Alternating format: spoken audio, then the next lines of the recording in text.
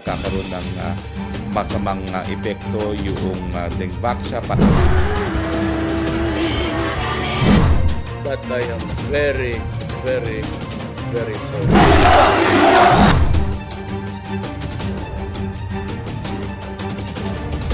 Time to know the news of the week. I'm Ria Fernandez. This is the MB Rundown.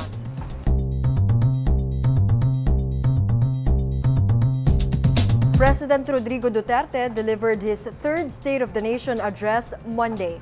Here's a look back on where the president wanted to take us in the next 12 months. For the first time, President Rodrigo Duterte delivered a curseless, script-obedient State of the Nation address.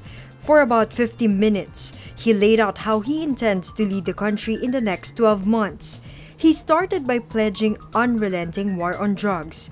He mentioned his fight against corruption, leading him to fire even his friends. He said his administration will continue to carry out an independent foreign policy, vowing to defend the West Philippine Sea.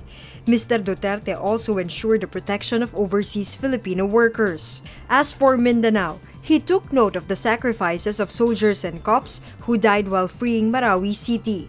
However, he failed to sign the Bangsamoro Organic Law on the day of his third SONA, due to a power struggle in the House that left the bill unratified. The president also warned irresponsible minors. He reiterated his commitment to make the internet faster and cheaper.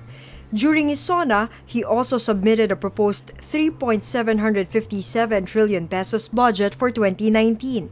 Mr. Duterte also urged Congress for the timely passage of his 8 priority bills. Among these are the second package of the tax reform law, federalism, universal healthcare, ban on contractualization, national land use policy, and creation of the Department of Disaster Management. Finally, the bill that is hoped to address the Mindanao conflict has been signed into law.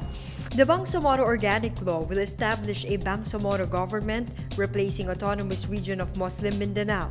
The Bicameral Conference Committee spent 6 days to come up with a reconciled BOL to be signed by the President in his third SONA. The Senate was able to ratify it on time, however the House failed to do so, delaying its passage. Growth forecast for the Philippine economy this year is at 6.7%. International Monetary Fund says this will likely continue until 2019 due to generally favorable midterm outlook. However, IMF warns as it estimates inflation to rise to 4.8% in 2018 and 3.4% next year. To manage this, the agency suggests further tightening of monetary policy. It supports, meanwhile, the Bangko Sentral ng Pilipinas in its strategies in safeguarding price stability and implementation of reforms. Former President Gloria Macapagal Arroyo has been installed as the new and first woman Speaker of the House of Representatives. Here's Hannah Tabios. With 184 votes, 12 abstentions, Pampanga's 2nd District Representative Gloria Macapagal Arroyo replaced Davao del Norte 1st District Representative Pantaleon Alvarez as Speaker. Her formal takeover happened Monday night after President Duterte delivered his third State of the Nation address.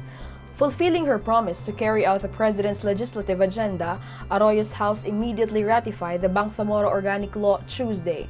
Helping the victims of the flood due to habagat is also among her priorities as new leader of the House. Presidential daughter in Davao City Mayor Sara Duterte Carpio reportedly had a hand on this for having a row with Alvarez. She kept mum but congratulated Arroyo, whom she called as a strong leader. Retired Ombudsman Conchita Carpio Morales was nonchalant but said Arroyo still has pending probes. She charged and jailed Arroyo with plunder over PCSO fund scam in 2012. But the case was dismissed by the Supreme Court, releasing Arroyo less than a month into the Duterte administration. Meanwhile, Senator Grace Poe expressed dismay with the turn of events. Poe's father, actor FPJ, lost to Arroyo in a fraud-tainted presidential poll in 2004. This is Hannah Tabios for the MB Rundown. Meanwhile, in a bid to combat malnutrition, the government is promoting the practice of urban gardening. There are 3 nutritious crops that are easy to grow anywhere. 1 is string bean. String bean is not susceptible to pests or diseases. It only requires regular watering. It can also survive even under partial sunlight. Another urban farming favorite is potato. It is a low-maintenance crop that can keep one feeling full all throughout the day. Carrot is also viable for home gardens as most of its varieties are pest and disease resistant. It can be eaten raw, boiled, or drank as juice. Filipino students developed an ID case with powerbank and flash drive. More in this report. We have known an ID case to only hold our identification cards, but this new innovation revolutionizes its purpose. Chargy is a lightweight water-resistant ID holder that can charge smartphones and store data up to 128 gigabytes. It instantly gained popularity on Facebook after Angelo Casimiro posted about it. Casimiro said the idea and raw designs came from a group of industrial engineering students who tapped him to do a collaborative design and prototype of a school project. Netizens now ask if this will be available for mass production and be released in the market soon. This is Hannah Tabios for the MB Rundown. Meanwhile, these are the other top news of the week. President Rodrigo Duterte appoints Supreme Court Associate Justice Samuel Martires as the new ombudsman.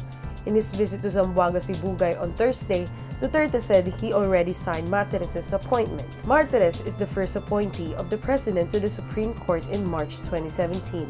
Pag-asa alerts the public of possible flash floods and landslides. This as the country continues to experience light to moderate to at times heavy rains. Earlier this week, non-stop downpour hits parts of Luzon, leaving certain areas under state of calamity. Death toll hits 80, while others are forced to flee into the sea to escape Greece wildfire Wednesday. Although there is no official count released yet, more than 150 people are still reportedly missing. This is the deadliest wildfire to hit Greece in more than 10 years. Let's take a quick recap of the MB Rundown for today, July 27. President Duterte lays down policies and priorities in his third State of the Nation address. President Duterte signs Bangsamoro bill into law. International Monetary Fund forecasts Philippine economy to grow at 6.7% until 2019. Pampanga's 2nd District Representative Gloria Macapagal Arroyo replaces Davao del Norte 1st District Representative Pantaleon Alvarez as Speaker. Government promotes urban gardening to combat malnutrition, and Filipino students develop an ID case with powerbank and flash drive. And that's the MB Rundown. I'm Ria Fernandez.